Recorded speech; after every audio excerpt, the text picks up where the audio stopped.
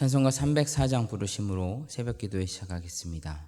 찬송가 304장입니다.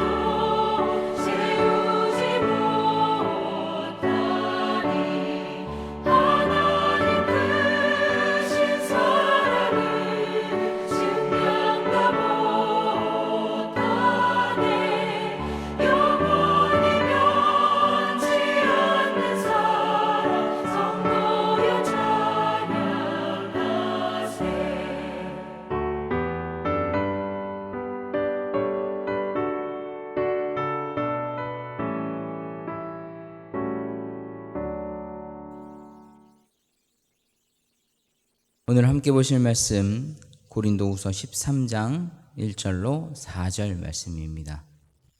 고린도후서 13장 1절로 4절까지의 말씀 같이 한 목소리로 읽겠습니다.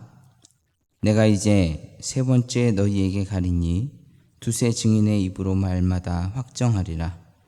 내가 이미 말하였거니와 지금 떠나 있으나 두 번째 대면하였을 때와 같이 전에 죄 지은 자들과 그 남은 모든 사람에게 미리 말하노니 내가 다시 가면 용서하지 아니하리라.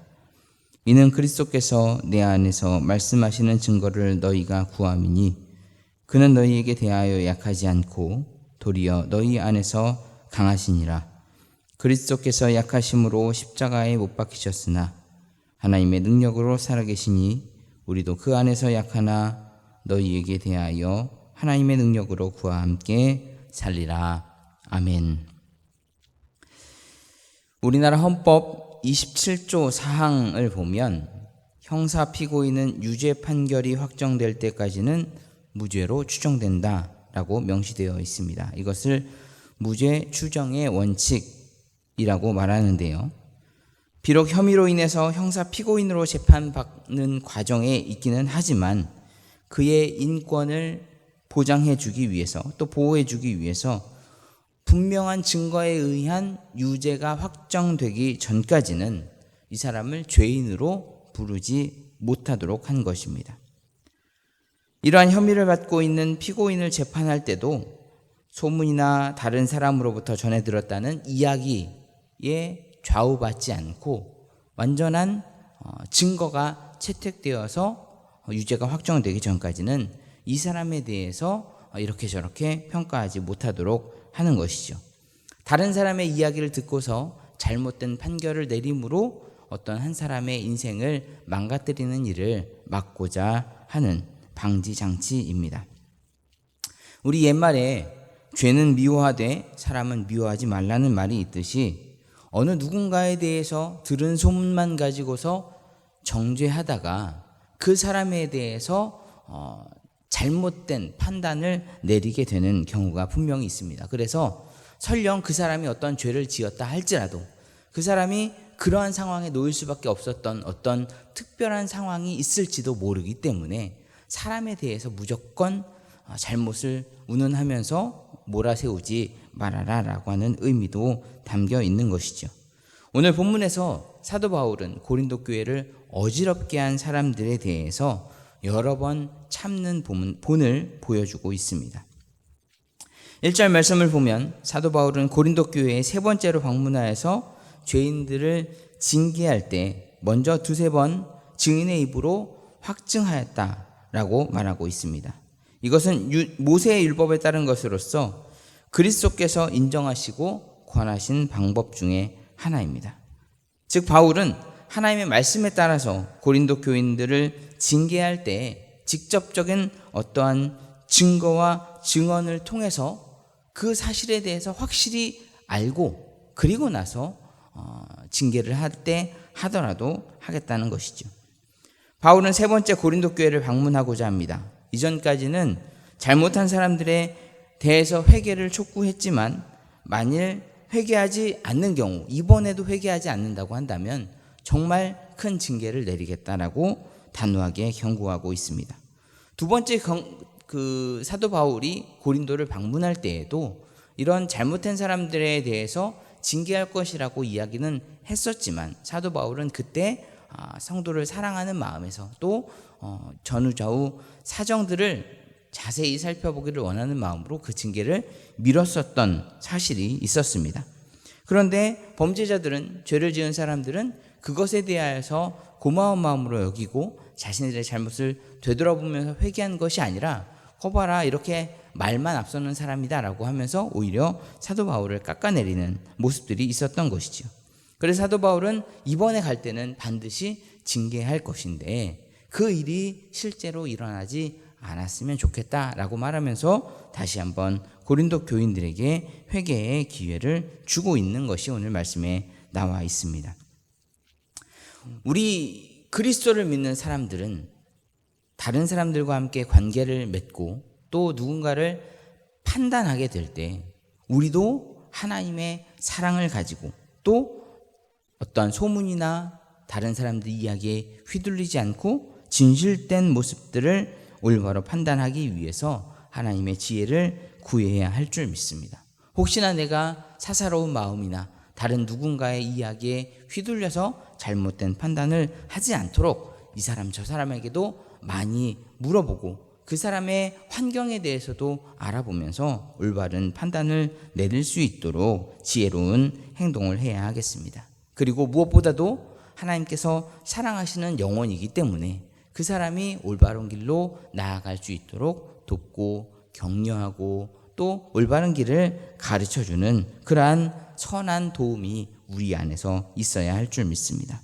그러므로 오늘 우리는 이웃을 판단하고 교회의 문제들을 치리해 나갈 때 또 처리해 나갈 때 막연한 추측이나 어떠한 소문 따위에 휘둘릴 것이 아니라 정말 하나님의 말씀에 입각해서 모든 상황과 환경들을 잘 판단하고 사랑의 마음으로 한 사람 한 사람을 대할 때 하나님의 뜻이 이루어짐을 기억하면서 그 길을 걸어갈 수 있는 신중하게 사람을 세워가는 일을 감당할 수 있는 우리가 되어야 하겠습니다.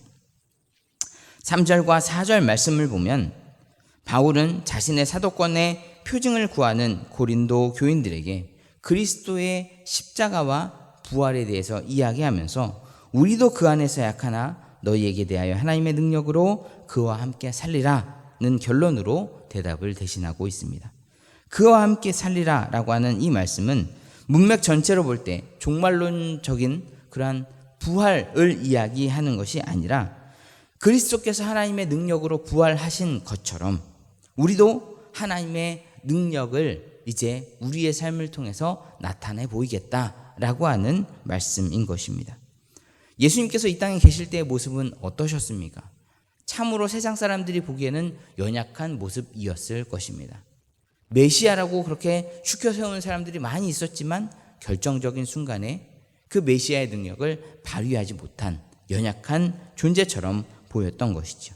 연약한 모습으로 예수님께서 십자가를 지셨지만 이것은 예수님이 연약한 분이시라는 증거가 아니라 우리를 사랑하시는 분이시라는 증거였던 것입니다. 하나님의 아들로서 그 사명을 감당해야 했기 때문에 그 낮은 자리까지 가셨던 것이죠. 결국 부활을 통해서 하나님의 아들이심을 우리에게 보여주셨고 하나님의 능력을 입으신 분이라는 사실도 우리에게 알려주셨습니다. 다만 우리의 죄를 구원하시기 위해서 잠시 우리와 동등한 연약한 인간의 모습을 가지셨던 것이죠. 바울의 대답도 비슷한 맥락입니다. 한마디로 자신의 연약한 모습에 대해서 내가 정말 힘이 없고 능력이 없어서 이렇게 행하는 것이 아니라 정말 최후의 한 사람까지라도 회개하고 돌아오기를 간절히 소망하는 마음으로 기다리는 모습을 보여줬던 것이죠. 지금까지 연약하고 겸손하게 행했던 것은 원래 약해서가 아니라 고린도 교인들을 올바른 길로 인도하기 위해서 잠시 그런 연약한 모습을 보였던 것이다 라고 말하는 것입니다. 자신을 가식적으로 포장했다는 것이 아니라 정말 한 영혼 한 영혼을 소중히 여기는 마음으로 그들과 함께 하는 자리에 있었다라고 하는 것이죠. 바울은 그리스도로 인해서 약하고 겸손해진 자신의 겉모습만 보면서 사도권을 의심했던 그러한 모든 의심들은 떨쳐버리고 하나님께서 우리에게 주시는 능력을 가지고 사역을 감당할 때 이 사역에 동참했으면 좋겠다라고 이야기를 하는 것입니다. 옛 우리 이야기에 보면 암행어사 이야기가 나오죠. 자신의 신분을 숨긴 암행어사를 보면 겉모습은 어떤 거린이나 천민처럼 보입니다. 그래서 그 암행어사에게 막 대하는 사람들의 모습이 나오는데 결정적인 순간에 이제 자신의 정체를 드러내고 권력과 능력을 다 동원해서 못된 탐관오리들을 이렇게 혼쭐내는 그런 모습을 볼 수가 있습니다. 하나님께서 예수님을 이 땅에 보내주시고 연약한 인간의 모습으로 우리에게 보여주신 것은 하나님의 약하심을 드러내는 것이 아니라 그 자리까지 찾아오시기까지 우리를 사랑하시는 사랑을 보이신 것이죠. 사도 바울이 고린도 교회를 그렇게 대했던 것처럼 우리도 많은 사람들을 대할 때 나 자신의 잘남이나 가진 것이나 능력을 내세울 것이 아니라 정말 한 사람 한 사람의 이야기에 귀를 기울이고 그 사람들과 함께 더불어서 선한 길로 나아갈 수 있기 위해서 함께 손을 잡는 작업이 필요하겠습니다. 우리도 이 땅에 살면서 그리스도의 약하심 가운데 담겨져 있는 놀라우신 능력을 의지하면서 나 자신을 드러내기보다 내 안에 역사하시는 하나님의 능력, 예수 그리스도의 사랑, 성령의 교통하심 이런 것들을 우리가 의지하면서 선한 길로 함께 나아갈 수 있기 위해서 기도하며 노력할 수 있는 우리가 되어야 할 줄 믿습니다. 그런데 이 과정 가운데 분명히 알아야 하는 것은 죄에 대해서는 분명히 단호해야 한다는 것이죠. 이것을 혼동하게 되면 아무런 능력이 없는 기독교인처럼 보일 수 있기 때문입니다. 사랑과 죄에 대해서 단호한 판단이 바로 서야 합니다. 이것을 구분하지 못하면 좋은 게 좋은 거지 라고 하면서 죄도 그냥 다 인용해 줘버리는 그러한 잘못된 모습을 갖게 될 수가 있다는 것이죠. 사도 바울은 오늘 말씀을 통해서 고린도 교회에게 강력하게 권고하기를 죄에 대해서 돌아오라고 말합니다. 왜냐하면 강력하신 하나님의 의로우심에 심판받을 날이 분명히 있기 때문에 우리가 그것에 대해서 반드시 끼어서 회개해야 되는데, 하나님의 주시는 사랑으로 그 돌아오기까지 기다릴 준비가 되어 있음을 이야기하면서 속히 돌아오라고 말하고 있는 것입니다. 십자가 안에는 연약한 인간을 위한 그리스도의 사랑과 또 죽음을 이기신 그리스도의 능력이 함께 담겨져 있습니다. 근데 이 사랑과 능력은 죄와는 함께할 수 없다는 것을 분명히 알아야 하겠죠. 이 시대를 살아가는 우리가 정말 그리스도인답게 하나님의 의로운 자리에 서서 믿음을 지켜내는 귀한 공동체의 모습을 가져야 한다는 것을 우리는 마음속에 분명히 새기고 믿음 가운데서 걸어가는 우리의 삶이 되어야 할 줄 믿습니다. 그렇지만 죄에 대해서는 분명히 단호해야 하는 것이고, 또 영혼에 대해서는 사랑하는 마음을 가지고 우리가 함께 하나님의 사랑을 이루어 나가기 위해서 주의 복음을 증거해야 할 줄 믿습니다. 세상으로부터 질타를 당하는 교회가 그리스도의 몸으로서의 사명을 잘 감당하도록 복음과 진리 안에서 그리고 사랑 안에서 든든히 세워질 수 있도록 하나님의 도우심, 하나님의 사랑, 하나님의 은혜를 구해야 할 줄 믿습니다. 그렇게 지혜롭고 거룩하게 행하는 우리의 삶이 되기를 간절히 소망합니다. 이런 교회됨이 우리를 통해서 이루어짐으로 말미암아 많은 잃어버린 영혼들이 하나님의 사랑을 깨닫고 죄에서 돌이켜 구원의 자리로 나오는 그날이 속히 올 수 있기 위해서 더욱더 기도하고 노력하는 우리의 삶이 되기를 주님의 이름으로 간절히 소원합니다. 기도하겠습니다. 우리를 언제나 사랑하시고 언제까지나 사랑하시는 하나님 감사합니다. 연약한 우리의 인생이지만 끝까지 참으시고 기다리시며 돌아오기를 원하시는 하나님, 그러한 하나님의 귀한 사랑을 우리가 기억하며 주께 돌아가게 하시고, 또 잃어버린 영혼들을 우리 마음에 품고 그들의 손을 붙잡고 하나님께로 함께 나아갈 수 있는 귀한 전도자의 사명 감당할 수 있도록 인도하여 주시옵소서.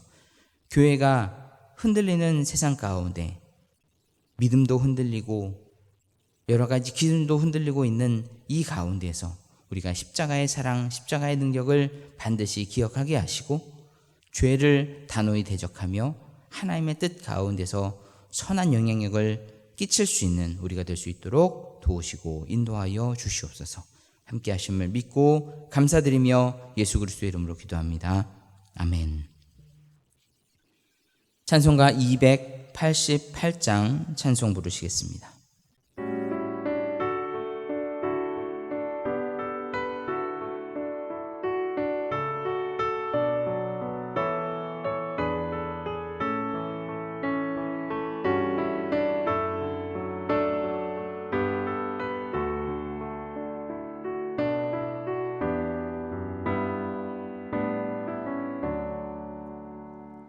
예수를 나의 구주 삼고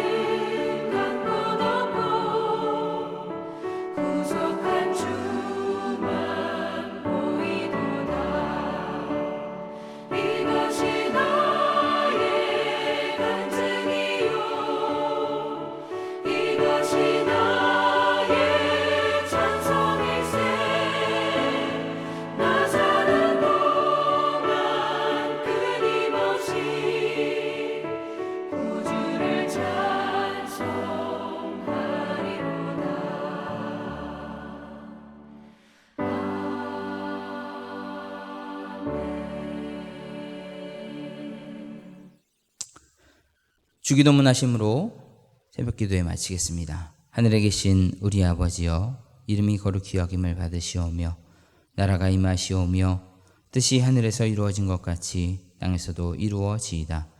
오늘 우리에게 일용할 양식을 주시옵고 우리가 우리에게 죄 지은 자를 사하여 준 것 같이 우리 죄를 사하여 주시옵고 우리를 시험에 들게 하지 마시옵고 다만 악에서 구하시옵소서.